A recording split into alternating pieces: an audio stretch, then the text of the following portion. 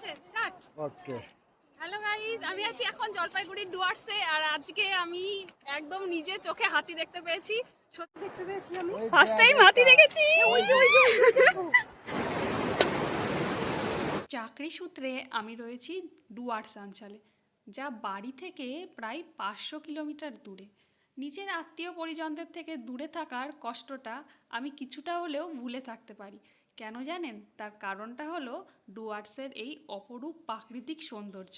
Weekend বা ছুটির দিনগুলোতে আমরা পায়ে হাঁটা পথে ডুয়ার্স পর্যবেক্ষণ করতে বেরিয়ে পড়ি। আজকে গেছিলাম আমার হোমস্টে থেকে প্রায় 3 কিলোমিটার দূরে জলঢাকা রেল ব্রিজে। এই যে হাতি দুটো দেখছি, ওইখানে একটা আছে আর একটা চলে গেল। এই যে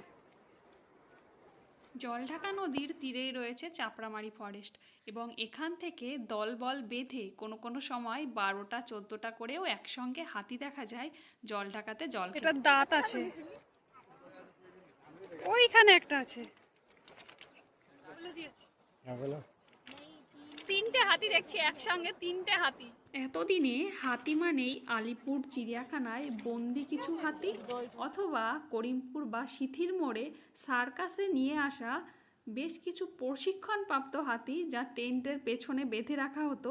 এদের কথায় মনে পড়তো কোনো রকম জঙ্গল সাফারিতে না গিয়ে আমার হোমস্টে থেকে মাত্র 2.5 কিলোমিটারের ইভিনিং ওয়াকে বেরিয়ে চাপড়ামারির মুক্ত ঐরাবতগুলোকে এইভাবে স্বাধীনভাবে বিচরণ করতে দেখে সত্যি মনে হয়েছে আমার নর্থ বেঙ্গলে পোস্টিং হওয়াটা সার্থক হয়েছে।